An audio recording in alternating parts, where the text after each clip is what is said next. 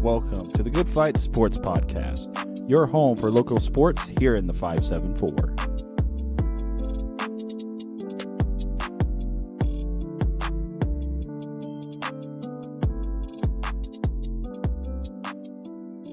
Hello, everyone, and welcome to the Good Fight Sports Podcast. My name is Kenny Cramer, and this is episode number 35. Today is October 15th. And we're going to jump right into this one. This is the Week 9 recap for 10-14 and 10-15. High school football season, regular season that is over with. And now we've turned our attention to sectionals and the tournament starting this upcoming week for classes 1A through 4A. 5A and 6A have byes, so if you haven't checked out the sectional pairing show from October 13th, check it out. This gives a complete breakdown of all of the local sectionals, and as well as predictions and who I think is going to make it to state from the north and who's going to win state, so on and so forth. Anyway, let's jump right into the recap, starting with the spotlight game of the week for Week 9, which was number 6 in 4A, Northridge, 7-1, at number 11, 6A, Warsaw, 7-1. These two teams were fighting for a shot to get a share of the Northern Lakes Conference title. It was a rain fest down in Warsaw. The weather was not in favor of throwing the ball, which Northridge kind of does offensively. And Northridge did keep the game close up until the second half, where the Tigers kind of started to pull away, and they ended up winning 24-10. Warsaw did, and they get a share of the NLSC title, and they share it with Mishawaka, who also won, and we'll get into that game a little bit later. So Warsaw improves to 8-1 on the season, and Northridge falls to 7-2.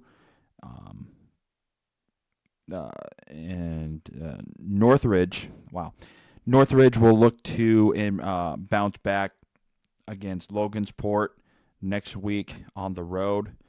Logansport comes into that matchup 3-5.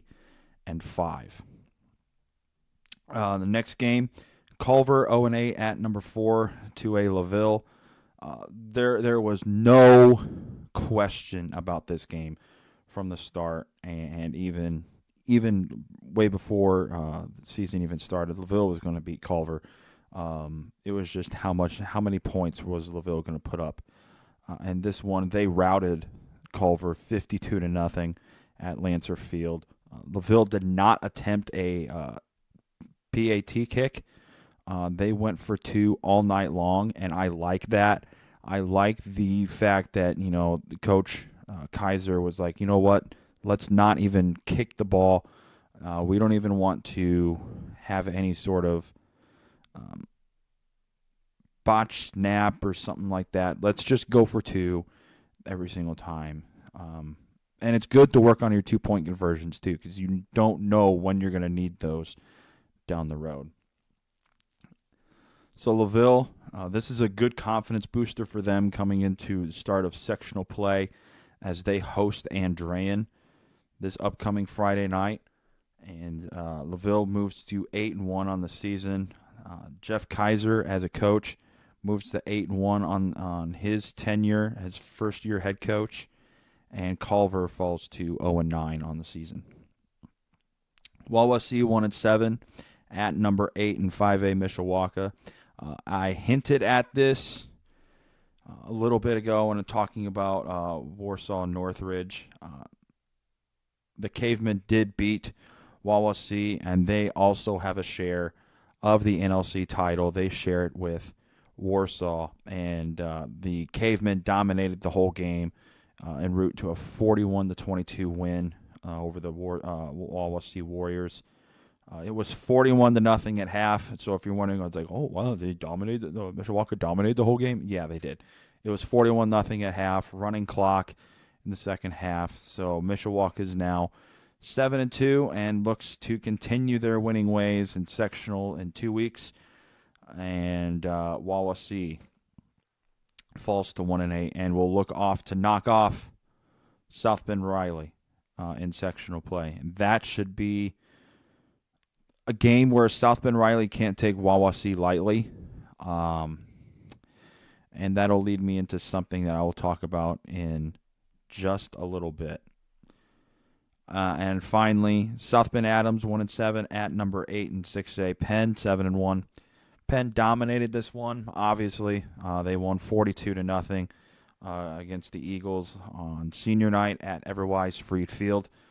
This is their 50. This is the Kingsmen 50th win in the season, in the series actually. They lead that series 50-2 and secure their 41st conference title since joining the NIC in 1977. So that just shows you the complete dominance Penn has had over the NIC since 77. And the Kingsmen improved to 8-1 on the year. They will start sectional play again in 2 weeks. And when they face Elkhart, Adams falls to 1-8. Will also be playing in 2 weeks, and they will play at Concord. So before I go into local scores, I wanted to talk about what I wanted to talk about here. This year is definitely the year where the IHSAA needs to figure out a different way to do sectional pairings. A blind draw just does not work anymore. It is basically the lazy man's way of making the tournament. There are teams that do not deserve a spot in sectional or a spot in the tournament, mind you. Culver being a prime example of that. Culver is 0-9. Culver does not deserve to be in the tournament. The tournament should be for teams that have earned a right, meeting a standard of wins to qualify for the tournament. I'll use the way that Michigan does their high school football. Michigan, you have to win 6 games in order to be considered and qualify for the state tournament. That is a good thing to use down here in Indiana. And if you don't want to do 6, do 5. You know, you win 5 games, you're in. You don't, you're out. What the IHSA also needs to do is consider going by sectional standings, the Sagarin ratings, class ranking. All of that should be taken into account when doing these pairings. Because you can't have good matchups right off the bat and then crappy matchups for a sectional championship. You just can't. Like LaVille, yes, they should be at home, but LaVille also should have the bye in their sectional because there's an odd number of teams in their sectional, so LaVille should have a first-round bye and only should have to play 2 games in sectional, not 3. So the IHSCA should be looking at a different way to do this because the blind draw is terrible. It doesn't work. Maybe it worked for the years prior and all that stuff when you first created this and all that stuff. But now you got to start looking at different ways to do it, spicing up the tournament. Because when you have a good game right off the bat, yeah, it's going to draw crowds. But then when you get the sectional championship, you got this crappy matchup. Why would you go to that one? Because so the blind draw just doesn't work anymore. It's a lazy man's way of making the tournament, like I've said, and the IHSAA just needs to redo how they do sectional pairings. And that goes for basketball too. Like if you want to use a blind draw maybe for soccer and stuff like that, that's fine. But when you do main sports, football and basketball, both boys and girls basketball, you need to redo everything. Go by the Sagarin ratings. Go by sectional standings. If you have those things, why not utilize them? Make the sectional more of a tournament style. Maybe do a sectional pairing, then come out and do regional pairings. Mind you, keeping teams local, not making them travel over Kingdom Come, like Tippy Valley is for their sectional when they have to drive all the way down to Indianapolis Bishop Chatard to most likely get their butts whipped. So, the IHSA needs to make sure, needs to actually sit down and assess if the blind draw is something that actually works. Because I'm here to say and here to preach on, it does not work at all. It is the worst thing the IHSAA can do. It makes Indiana high school football, look terrible. We're the only state that does not do a sectional rating for its tournament. Like we don't do rating, we don't do rankings for sectional, we don't do any of that stuff because we have a blind draw and everyone makes the tournament. We need to stop being, I don't want to say that because I could draw, bad crowds, but it needs to be said. It's like, stop including teams that don't deserve a shot. Culver, Caston, teams like those. 2 teams, for example, they do not deserve a shot in sectional. They do not. They do not deserve to be going into the state tournament. LaVille, they've earned that right. Penn, they've earned that right. Warsaw, Northwood, Northridge, teams like those, they've earned their right to go to the state tournament.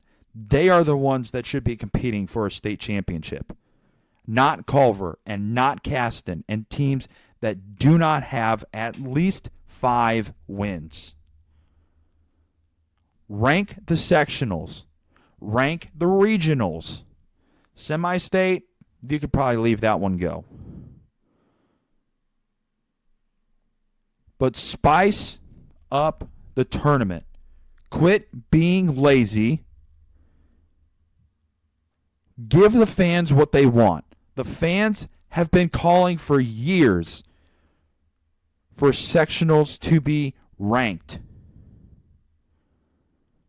This year is a prime example of why sectionals, at least in football, should be ranked. Thank you for coming to my TED Talk on that one. So local scores from Week 9. Bluffton 32-14 win over Lakeland. Boone Grove defeated Hammond Knoll 47-0. Concord defeated Plymouth 46-6. Crown Point beat Michigan City 38-0. East Noble put up a 70 burger on Belmont and they won 70-7. Fairfield beat Churubusco 33-0. Guerin Catholic took it to CMA 42-7. Hanover Central whipped Hammond Central. Hanover Central beat Hammond Central 35-0. That is a tongue twister right there. Hobart defeated Highland 48-0. John Glenn defeated South Bend Washington 53-20. Knox defeated Caston 50-0 and claims the Hoosier North Conference title outright. LaPorte beat Portage 12-0. Maryville beat Chesterton 35-7.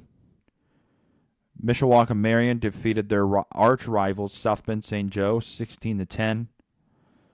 New Prairie squeaked out a win against Elkhart 16-8. North Judson beat Pioneer 33-12. North White beat West Central 20-18. Northwood beat Goshen 22-0. Northfield defeated North Miami 18-8. Norwell defeated Columbia City 28-23. That's 4 straight losses now for Columbia City, mind you, too. They are 5-4 after starting the year 5-0. Peru beat Manchester 52-6. River Forest defeated Lake Station 62-6. Rochester beat Mechaniqua 36-14. South Bend Clay defeated Bremen's JV 24-12. South Bend Riley defeated Jimtown to win the NIC South Division Championship outright, 24-12. Tippecanoe Valley defeated Bremen 51-16. Tri-County defeated North Newton 56-20. Triton beat Winnemac 35-6. Valpo beat Lake Station 47-7. West Noble beat Prairie Heights 48-7. And Wheeler defeated Griffith 27-6. Then some other scores from around the state, some that caught my eye in some big games. Alexandria beat Madison Grant 20-14. Ben Davis absolutely walloped North Central of Indianapolis 50-3. Brownsburg beat Hamilton Southeastern 21-14. Carroll of Flora beat Sheridan 24-0. Center Grove got the win over Indianapolis Cathedral 45-38. Evansville Wrights defeated Evansville Mater Dei 14-10. Gibson Southern beat Boonville 35-8. Hamilton Heights beat West Lafayette 26-23. Bishop Chatard finishes the regular season undefeated, defeating Cincinnati Elder 34-7. Lafayette Jeff upsets Kokomo 34-21. Lawrence Central upsets Carmel 21-17. Martinsville upsets Plainfield 13-6. South Putnam beat Cascade 20-17. Western Boone beat Lebanon 27-21 in overtime. And Westfield defeated Franklin Central 28-19. So, this brings us to the final rankings of my top 15 of the high school football local teams. The coaches poll, the final coaches poll for week 9 will also come out tomorrow. So I will give those rankings when I do the preview for the first round of sectional play this upcoming week. So to the local high school football top 15 for me, number one is Penn. They finished the year number 1. Crown Point finishes the year number 2. I have Warsaw at 3, Valpo at 4, Knox at 5, LaVille at 6, Northridge drops to 7, New Prairie's at 8, Mishawaka's at 9, Northwood 10, Tippecanoe Valley 11, South Bend Riley 12, North White 13, Rochester 14, and Triton will finish the year ranked 15th for me. I'm not going to do rankings for sectional play. These will be the final rankings of the 2023 season and will resume next year for the 2024 season. Going through each class in the coaches poll and the wins and losses for each class for the coaches poll in 6A, They were 7-3 in Week 9. In Week 9 for 5A, they went 9-1. 4A also went 9-1 in Week 9, and so did 3A. They went 9-1 in Week 9. 2A was 7-3, and 1A was also 7-3 in Week 9. So the final conference standings for the year, starting with the Hoosier North. Knox finishes 7-0. LaVille finishes 6-1. Triton 5-2. North Judson 4-3. Pioneer 3-4. Winnemac 2-5. Caston 1-6. And Culver 1-7. So the overall win losses for those teams is Knox at 8-0, at 9-0. LaVille at 8-1. Triton at 6-3. North Judson at 5-4. Pioneer 4-5. Winnemac 3-6. Caston 1-8, and Culver 0-9. In the NIC East West Division, or the Big Division, Penn finishes 5-0, 8-1 overall. Penn is the NIC East Division champion. They're Big Division champion. 41st conference title, like I said. New Prairie, they're 4-1. They finished 4-1. They're 7-2. Mishawaka Marion finishes 3-2. They're 5-4. Elkhart finishes 2-3. They're 3-6. South Bend St. Joe finishes 1-4. They're 4-5. And South Bend Adams finishes 0-5 and 1-8. In the NIC South, South Bend Riley wins the conference championship outright. They're 5-0, and there's 8-1 overall. John Glenn finishes 3-1. They're 5-4. Jimtown finishes 2-2. They're 4-5. South Bend Clay finishes 2-3. They're 3-6. Bremen finishes 1-3. They're 4-5. And South Bend Washington finishes 1-4. They're 2-7. Northern Lakes, Warsaw, and Mishawaka both finished 6-1.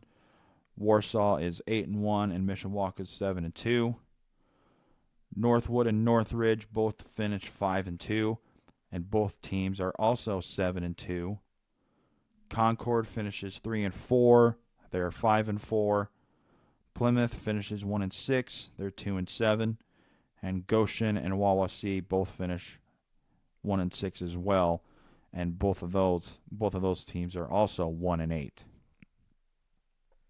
Now, let's move to probably the best game that I saw this past week, and that was Notre Dame and Southern Cal.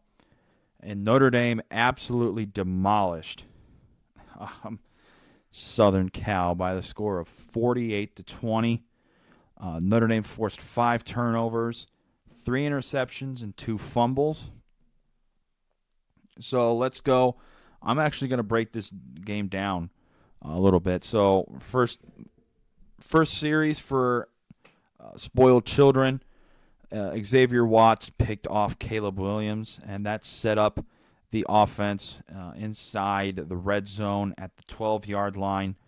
And it took 3 plays for Notre Dame to cash in a touchdown on a Sam Hartman 4-yard touchdown pass to Jabron Payne.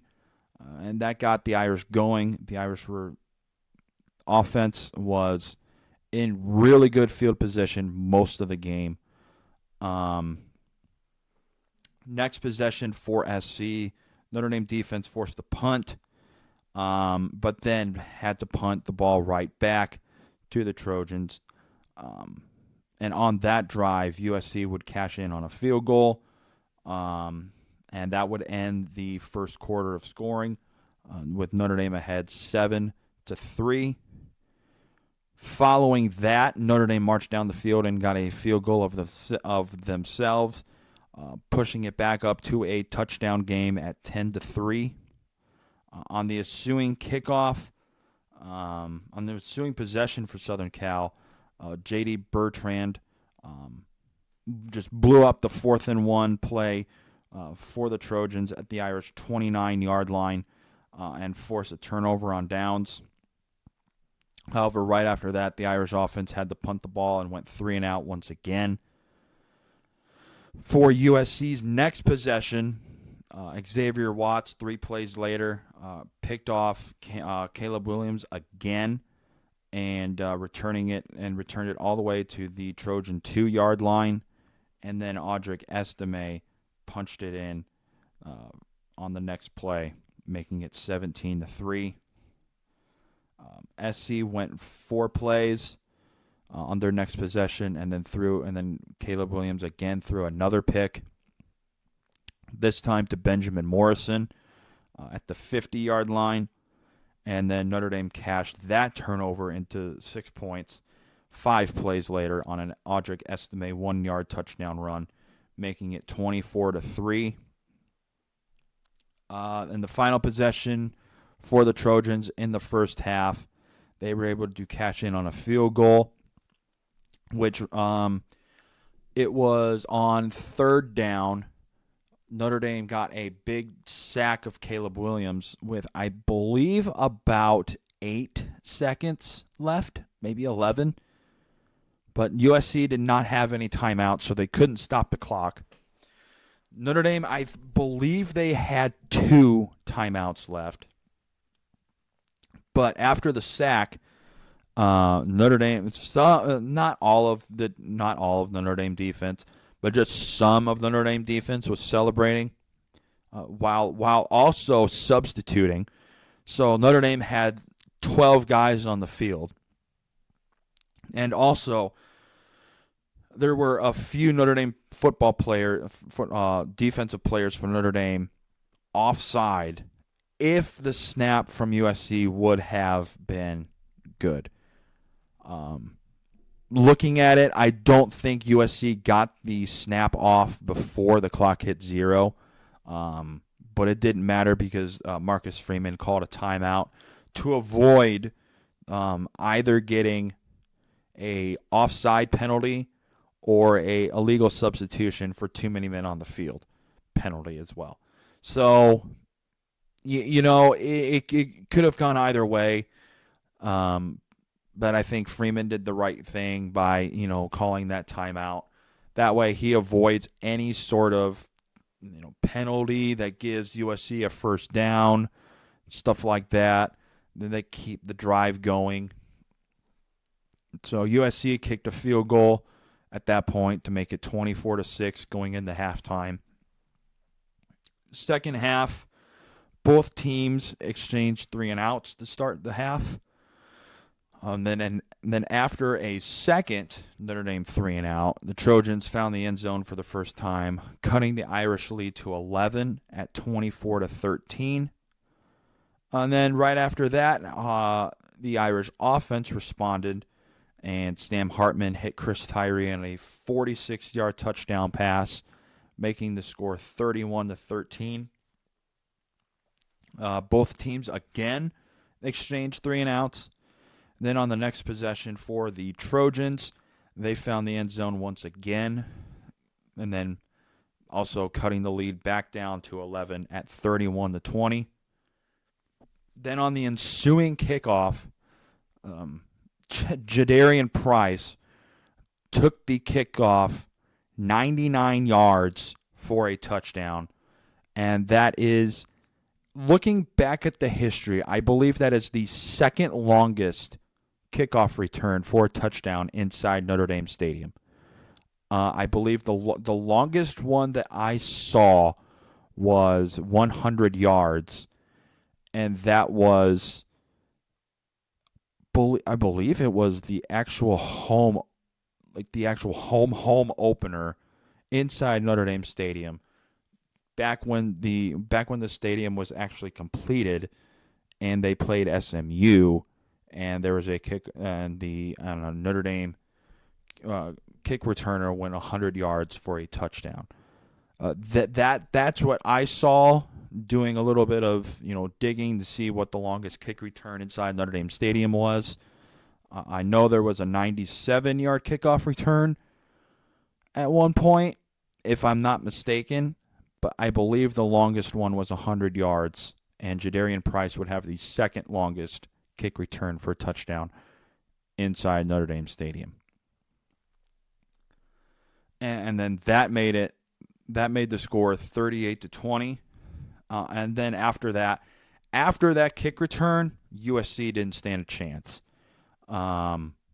Because I listened to a little bit of the press conference for SC, just to see what Lincoln Riley and Caleb Williams would have to say, and I kind of agree with them because USC was starting to get a little bit of momentum. They were starting to move the ball offensively, and then the back-breaking thing for SC was that kick return.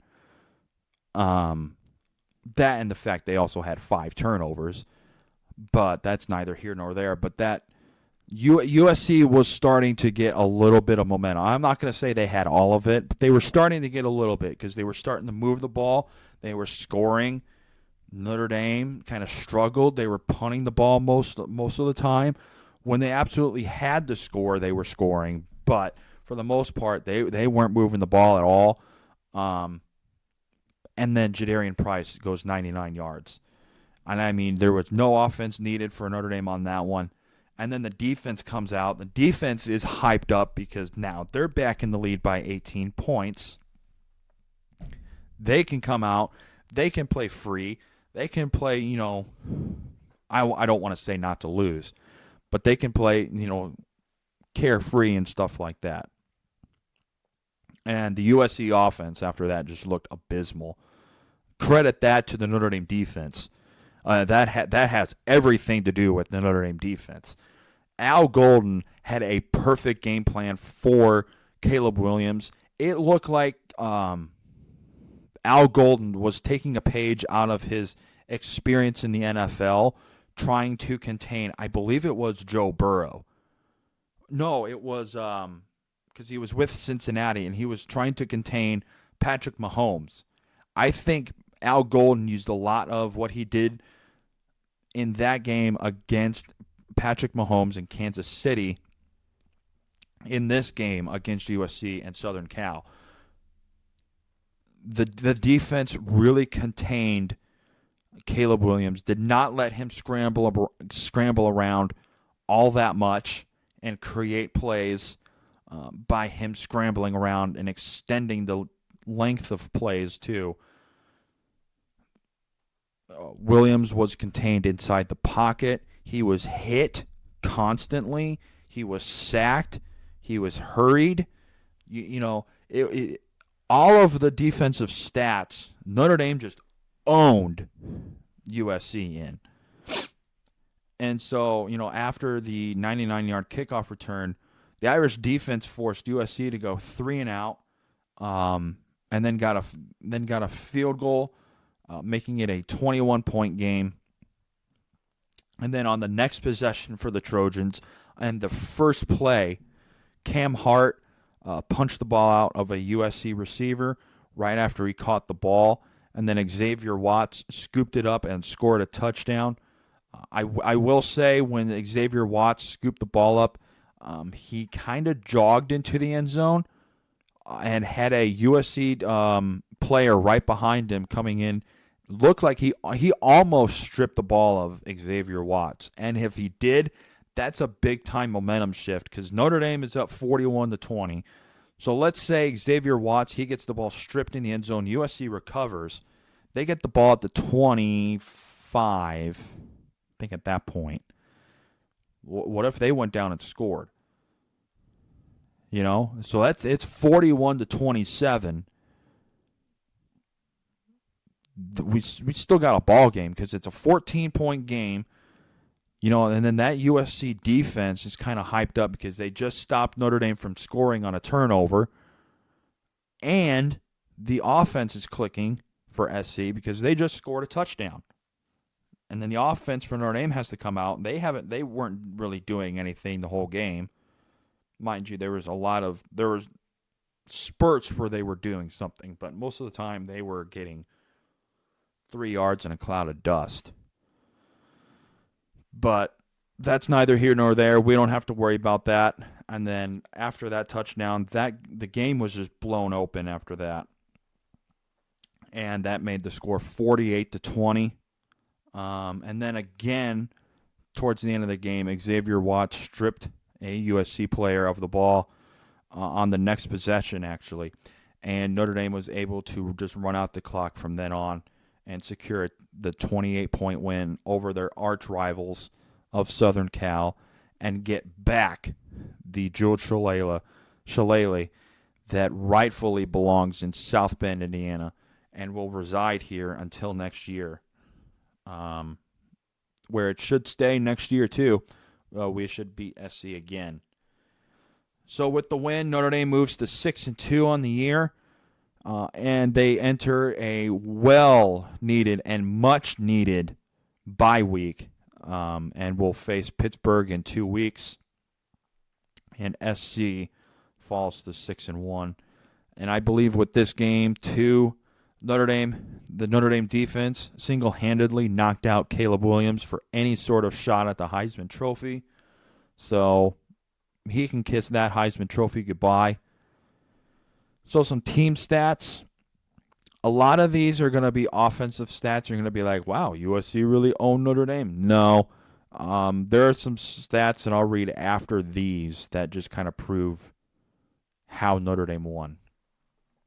So the usual stats that I go through. Total yards for Notre Dame, they had 251. Passing yards, Notre Dame had 126. Rushing yards, Notre Dame had 125. First downs, Notre Dame had 13. Tackles, Notre Dame had 56. Turnovers, Notre Dame nothing. And time of possession for Notre Dame was 25 minutes and 25 seconds.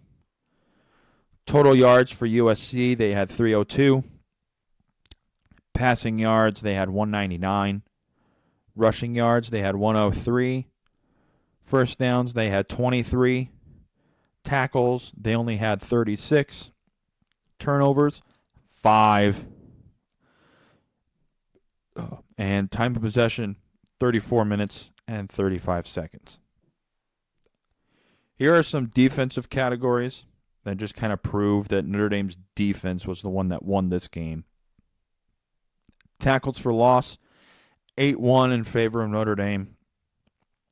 Sacks, 6-0 in favor of Notre Dame for a total of 44 yards. QB hits, 8-0 in favor of Notre Dame. Passes defended, 3-0 in favor of Notre Dame. Interceptions, 3-0 in favor of Notre Dame. And forced fumbles / recovered fumbles, 2-0 in favor of Notre Dame. And then some other college football games. First off, Stanford beat Colorado in double overtime, 46-43, and that it was after Colorado had a 29-0 halftime lead get erased by Stanford in the second half. Colorado has now lost their last 3 games. I don't see Colorado being Colorado. I don't see Colorado making it to a big-time bowl game. They're going to be lucky to finish the year, with a winning record the way they're going. So, maybe this wasn't the year that Deion Sanders had in mind, but they weren't supposed to be good this year anyway. So I think they were a little overhyped at the beginning of the year. Oregon really put them in their place, and then Southern Cal did the same thing. And then I wasn't expecting Stanford to just beat Colorado, but they did. So Colorado, they just kind of got humbled in this game. Some top 25 games here. Number 1, Georgia defeated Vanderbilt 37-20. Number 2, Michigan beat Indiana 52-7. Number 3, Ohio State beat Purdue 41-7. Florida State beat Syracuse 41-3. Number 11, Alabama beat Arkansas 24-21. Number 12, North Carolina defeated number 25, Miami 44-31. Pitt upset number 14, Louisville 38-21. Number 15, Oregon State beat 18 UCLA 36-24. Number 16, Utah beat Cal 34-14. Number 17, Duke defeated North Carolina State 24-3. Washington State absolutely forgot how to play football, apparently. Arizona beat number 19, Washington State 44-6. Number 20, Tennessee beat Texas A&M 20-13. And number 22, LSU beat Auburn 48-18. My top 25 for this week, I have Georgia number 1, Michigan number 2, Ohio State 3, and Florida State 4, Oklahoma at 5. So the top 5 for me from last week to this week stay the same. I have Washington at 6. They exchanged spots with Penn State, who I have at 7. Texas moves up to 8. North Carolina jumps up to number 9. Alabama stays at 10. Oregon falls to 11. I have Oregon State jumping up to 12. Utah jumps up to 13. Ole Miss jumps up to 14. Duke jumps up to 15. And the way Notre Dame's defense looked and the way that they just absolutely just thoroughly crushed the Trojans, I have them jumping up all the way to 16. USC I have falling down to 17. Tennessee I have at 19. Louisville falls to 20. And then from 21 to 25, I have teams that have not been in my rankings yet. I have Air Force at 21, Missouri at 22. They jump back in, actually. James Madison at 23. Fresno State jumps back in to 24. And then Oklahoma State enters at 25. And then also the AP poll will come out later today. So I will update the AP poll and then have the AP poll. I'll give the AP rankings when I give the preview for the sectional games this upcoming Friday. That show will be Thursday. So until then, so long, everybody.